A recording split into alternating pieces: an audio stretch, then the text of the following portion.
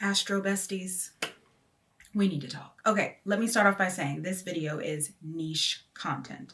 So if you are a person who never put much stock in astrology, if you're a person who doesn't get the hype, if you're a person who, for religious or other reasons, looks at astrology and is just like, no, terrible, I don't, you definitely want to click off and stop watching now.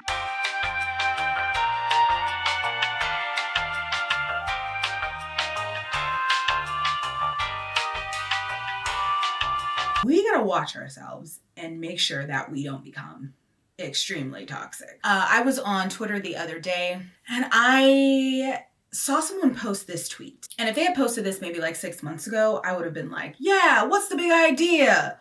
Let us do our birth charts. But recently I've had some conversations that have been extremely worrying. And when they posted this tweet, I was like, astrology fans can honestly be the worst. And as I look through the comments of people answering this person's question, you know, why do people not like it? Why do they flip out? Why? Things that I have recently experienced kept popping up.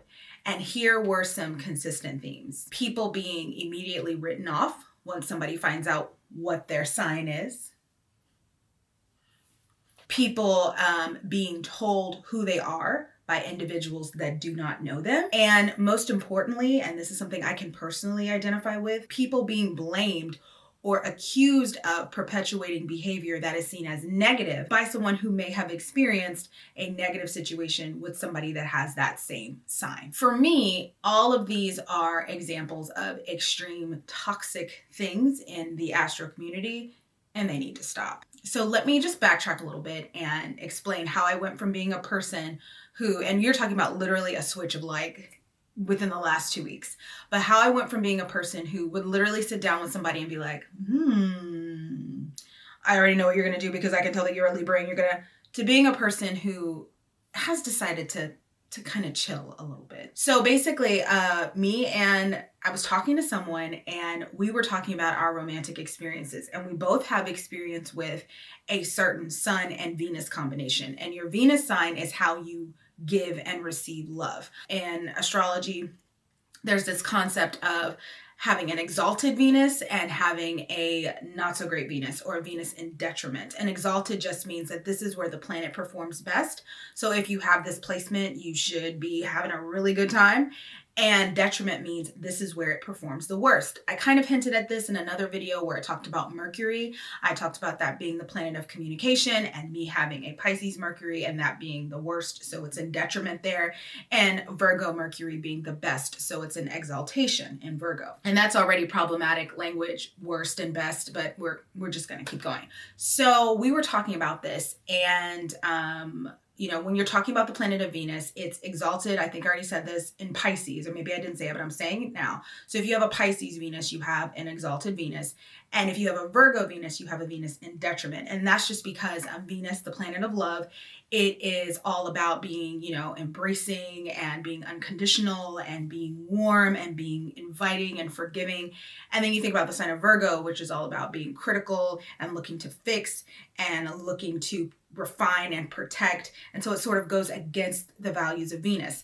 Other favored Venus placements are things like Taurus and Libra, because Taurus and Libra are both ruled by Venus. And there's all kinds of interesting info you can get into looking into Venus signs. But basically, when you talk about friendships, relationships, romantic compatibility, romantic aptitude, romantic attraction, who's attracted to you and how, a lot of times astrologers will look at your Venus sign and aspects and things around that sign. And so me and someone were talking about a particular Venus sign that we both have experience with, and both of us have had not great experiences with that sign.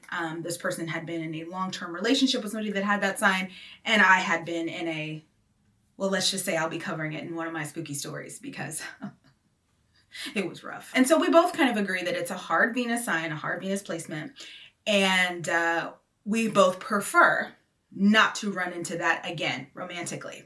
And that's where I thought we'd kind of left it. And then one day, this person had a lot to drink and really kind of flew off the handle about how they felt. And because they know astrology and because they know about the sun and the moon and the Venus, how everything works together, they ripped apart anybody that has that Venus sign as like the scum of the earth, the worst thing in the world, just trash. Spoiler alert though, ladies and gentlemen, I actually also have that Venus. That is right. I am a Pisces sun with an Aquarius Venus. And when it comes to Venus in the sign of Aquarius, you're talking about a sign that is forcing you to examine your commitments, seek the unconventional. We have been accused of being detached. We have been accused of being unaffectionate, or not unaffectionate, I should say. And so you have people that have a lot of complaints when it comes to people with a Venus in my placement, unless you're dealing with somebody that we are compatible with. And then it is a different story, but we'll get to that. So this person is talking about the Venus sign and how it's the worst thing in the world and it's terrible, it's terrible. And I'm just thinking the whole time, but we've known each other for years, and you've seen how I've come through for you, and you've seen what I've been able to do, and you've seen my work with other people, and you've seen how I come through from my friends. You know how I am in a romantic situation, how I reach out and how I try and be there for dude and how supportive I am, and how, but because I have this same placement, I am by default trash. And that is when I realized, oh my God, astrology can be so toxic. Because the issue here was that this person had had a bad experience with an individual. That was it. It did not mean in any sense that everybody with that placement is going to be a bad person. And then I sat back and thought, how many times have I done that to people? With the information that I know, as I like expose my What's Your Sign shirt, my very millennial, by the way, Ray Dunn. I didn't even know who Ray Dunn was until people said she was chuggy. And then I went to a TJ Maxx and I was like, give me one of those shirts. I want to wear it ironically. And now I wear it because it's fun. But anyway, how many times have I met people specifically like, and this was something people were talking about in the Twitter replies. They were like, yeah, man, don't let a man be a Gemini. Boy, people just dog him all day. Let's see. I've seen people dog Geminis. I've seen people Pisces. Obviously, like I won't even tell people most of the time what my sun sign is.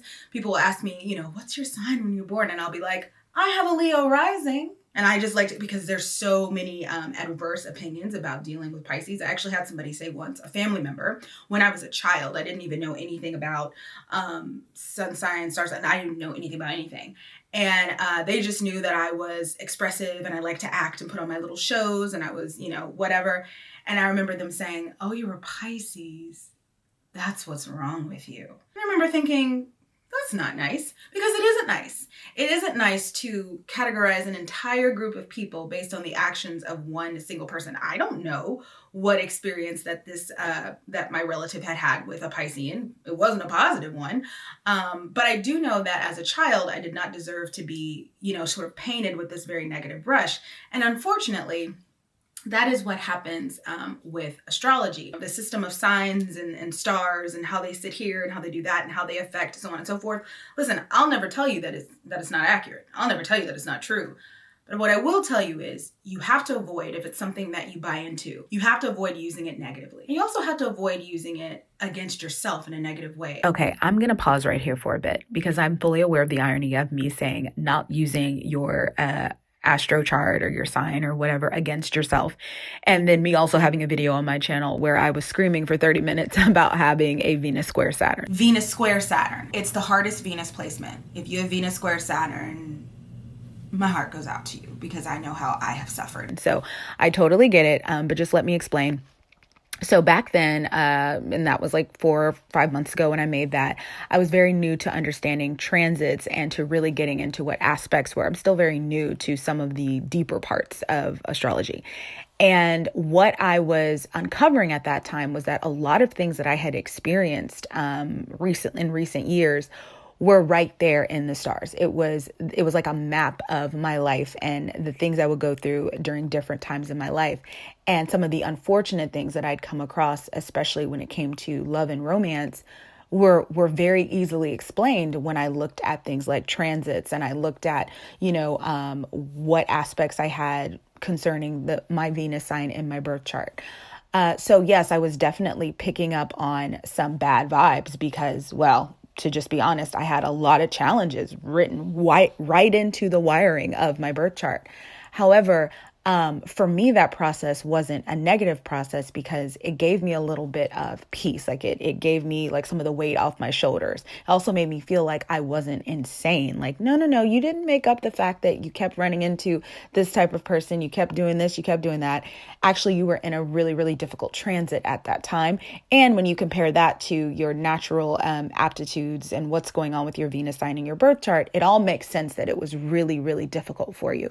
I just felt, taking apart that information allowed me to be way more compassionate and patient with myself and with my journey, and not to look back and be so judgmental. Like, hey, girl, you were definitely being put through something for a reason, and let's just re-examine it in a different way. So yes, in that video, I definitely did skew more negative. I mean, I was hollering about how me and Selena are both, quote, cursed, end quote. And she has Venus opposition Saturn. And if we go in and we look at what that means, the opposition between Venus and Saturn shows emotional frustrations. This is a difficult aspect as the harshness of Saturn weighs heavily on the affairs of Venus. But I don't actually think it's being cursed. I just think I'm going to talk about this later, but I just think we both have specific challenges, and, it's our job to kind of like figure them out in life. And they're challenges that not everybody might have. But yes, I do understand the irony of me saying, let's not be negative. And then I have a whole video on my channel that a lot of people would see as really negative. I didn't see it that way, but people would. Anyway, let's move on. I recently met someone and they have the same placements as me, Pisces, Venus, and Aquarius. And they were not happy about that. And I'm sort of the opposite of what she was saying. She was saying that when she meets someone, even though like as a Pisces, she craves unconditional love, she also needs her space. And so she'll want them there, but then push them away. And she was like, I feel like that's my Aquarius Venus. And I 100% can identify with that. But I also know that when I'm deeply in love with someone, that Venus sign gives me perspective. Hey, this person is not respecting your boundaries. This person is not responding to you in the same way. This person's not reciprocating. Don't go full Pisces, right? And just continue to give and give and give until you're depleted. Lean on that Aquarian nature, lean on that Aquarian sense, and look at the situation from the outside in and detach and get out of there. And I feel like it has saved me from being really, really stepped on and really mistreated, because it is in my nature to want to go in and to help and to heal and to hone and to be there for someone. But I feel like that Aquarius is like, that's not how we, no, that's not how we do it. Get out. And I also feel like it's been the part of me that consistently reaches across the aisle to make new connections and try new things. I don't mind being the only person that looks like me in a room. That Aquarian in me says, no, keep going. It's okay. You can make friends of any ilk, any size, any shape, any color, any sex. You can do it. Let's go. You don't need it to look any specific way. Let's move. So while I could see her talking about it as a weakness, I also know what it's like to look at it as a strength. So anyway, let me get back to my point. Astrology can be so helpful when you understand how it works, and you understand it as basically a system of understanding yourself and understanding people. And you use it as a way to compassionately respond to situations. I used to use it in the classroom, honestly. If I had a kid and people were like, oh God, he's so moody, his moods, this and that, I would simply look at my roll sheet and I would see when they were born. I have a little Cancer. Okay. So here's what I'm going to do. I really would do that. When I had a kid that wanted to take charge and be a leader, I would be like, got a little Aries. Okay, here's what I'll do. I'll give them projects. I literally would plan, my actions and like activities around what I thought that specific child, what would make them thrive. If somebody was complaining a lot, they didn't like this wasn't good enough for them, that I would look 9 times out of 10, it would be a little Virgo or a little Libra. They need things to be certain ways, right? And they never knew, my secret trick. And I think that's when it can be a positive thing, right? When you can use it to compassionately respond to yourself and to those around you. And in that way, it's the same as knowing somebody's Myers-Briggs. It's the same as knowing somebody's Enneagram. If you use it correctly, it can be a very helpful and useful tool, but it can also be used extremely negatively. And whenever I go into an astro meme, like the comment section, oh man, usually people are tearing each other apart, or they're tearing specific signs apart based on what is being talked about. And I'll see, the signs come in the comment section and they'll be fighting for their life. They'll be like, what about me? I think I'm a good person. I can't help that I'm a Capricorn. And they'll be trying to fight for their life, and people will be like, well, my aunt was a Capricorn and she was also a sea pirate. But yeah, so I want us fans of astrology. I want us, whether you're a hobbyist, a professional, you're a novice, whatever. Please remember, this is something that you can learn about and use, but you want to make sure you're using it for good. You want to make sure that you're not charging someone up and saying, girl, you must be a Scorpio. That's what you sound like. You want to make sure that you're using it instead to either educate yourself about how you should be treating someone, or if you see someone struggling, help them understand how they can best help themselves, right? But if you're going to use it to label people, or you're going to use it to bring people down, or you're going to use it as an excuse to hold a grudge against an entire group of people that you may have never met because they share the same aspects and birth chart information as someone who hurt you, you really don't need to use it at all. So really quickly, I want to say this before I close this out. I understand why people do this. It's to protect themselves, 100%. If you've been in a situation with someone and they really hurt you, or they made you very angry, or they made you really regret trying to get to know them, and you find out anything about them, whether it's that they were from, I don't know, Louisiana, or they were under 5'5", or they had brown hair, you're going to try and protect yourself and say, okay, the next time I run into somebody like that, I'm not going to even give them the time of day. And that's what a lot of people do with astrology. They have a bad experience with a person or with a group of people, because I 100% understand that sometimes, especially for those of us who know like what characteristics to look out for, going into it, okay, I feel that there are Leos afoot, and so you can kind of tell, okay, these people are displaying the same characteristics as what I've seen in the past. However, we need to be careful that even in trying to protect ourselves, we're not in turn just making villains out of people that don't deserve it. Just because this person happened to be crazy with you and they were a Gemini does not mean all Geminis are like that. And I know that's hard to believe because most of them are. Just kidding. But it doesn't mean that. And unfortunately, I do see a lot of that in the astro community. A lot of trauma dumping. A lot of, my great grandfather was a Aquarius and he was the worst.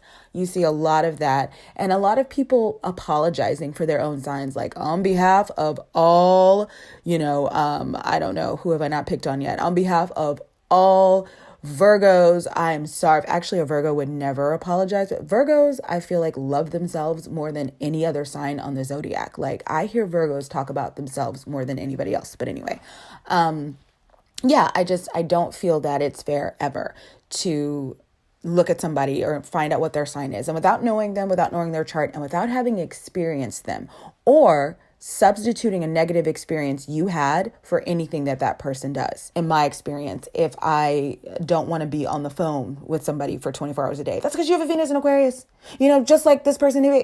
No, it's because I'm tired of talking. Like, maybe you want to talk too much. So we need to make sure that we're not categorizing all human behavior as good and bad, just because it might not sit well with us and it might not be what we like. And also we need to make sure that we're not using astrology as a crutch to stereotype and treat people unfairly. So that's when it's being extremely toxic, and we need to watch out for that. I want to make sure that when I do bring this up, when I do have these conversations, that I focus on positive, and people in my past who may have hurt me, who have certain signs or certain Venuses, moons, whatever, I want to make sure that I remember that the hurt came as a result of the situation not being a right fit. And everybody is at home with something. That's another thing. This person that I was talking to about this, they also, one time I was telling them my birth chart, and I was like, yeah, I'm just a lot of water and air and some fire.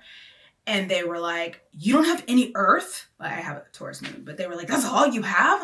oh my gosh, that's not very, I couldn't imagine. Here's the thing, every element is at home within itself. So if you have a chart that's all air, you may seem so wild to somebody that's all water, but you're at home in the air. You're at home at whatever characteristics that represents. If you have a chart that's mostly fire, you're at home in the fire. And we need to acknowledge that just because something is not the right fit for us, it doesn't mean that it's a bad thing overall. I'll close this out with this. One of my very favorite astrologers, I think she's my favorite astrologer. Her name is Chani Nicholas, and she wrote a wonderful book just breaking down like what astrology is and what it means and so on and so forth. And she says when she looks at a birth chart, she really, really tries not to use the words, this is good, this is bad. This is a good placement, this is a bad placement. Even when you have things like, this is where something is exalted and this is where something is in detriment. Like even those words are coded as this is good, this is bad, this is the best, this is the worst, right? What she says is these are your gifts, these are your challenges. And that's it. And then she said something really great once I was listening to like a podcast or something. She said, where you have challenges is where you get to work really hard to become great at something. And I have to be honest, that's been my experience. Where I do have those challenges or like those unfortunate placements, like for example, my Pisces and Mercury, I can remember being in high school and having a teacher who said my writing was so bad and all over the place that I was going to fail out of college. I was just so unorganized. So, and then when I would ask him, well, like, how can I fix this? He said, you should just know. I don't know. I can't even help you. So I took a class somewhere else, and this woman was all about outline. Make the outline, make sure every thought connects to the next thought. And that was the first time taking a class with her that I said, you know what, I think I could be an English teacher because I don't want to ever run into someone again or run into a child or run into a situation where someone thinks, oh my God, I'm just so all over the place. I could never write. You can write. You can figure it out. It's about the outline. It's about connecting those thoughts. And if I was to relate that issue to astrology, I would say because I started off and I am in this world as a person who has these big ideas and this rambling mind, I've had to work hard at making sure things connect and making sure things fall in line and making sure things make sense. And when I was in a classroom, when I was a teacher, that was my bread and butter. Make it make sense. Memorize it. And those kids would be in there writing and they'd be like, in other words, finally, in conclusion. Okay, 16 paragraph. Okay, 2. I'll have all the transitions. Okay, this point. Okay, I have evidence. They got to the point where they could quote their paper to you because they knew the outlines so well. And so that was my challenge that I turned into a strength because I got to work at it and I had to be real and I had to learn to be good at it. So yes, I just wanted to make this kind of tongue-in-cheek video. Clearly, astrology in and of itself is not toxic. But if you use it for the bad reasons, if you use it to label a whole group of people as trash, if you use it to make fun of your friends and family who might have certain placements that you yourself don't agree with or don't get along with. The person who said that to me when I was a kid that, oh God, you're a Pisces. And I don't know, so I still don't know what a Pisces did to him, but I mean, come on, I'm a kid. And it's not my fault you don't understand the deep waters of my soul, whatever. But if you use it to label, your friends and family as, oh God, that makes you weird, that's toxic and you need to stop. All right, so yeah, go forth and learn and grow and don't be weird about it because then people will definitely not listen to you when you want to tell them why their Mars and Gemini is why they cannot focus on something for more than 1 second and they really need to work on refining their goals. They're going to be like, what are you talking about? Why are you criticizing me? Get out of my face. I don't like you. And that's not what we want. Thanks for watching.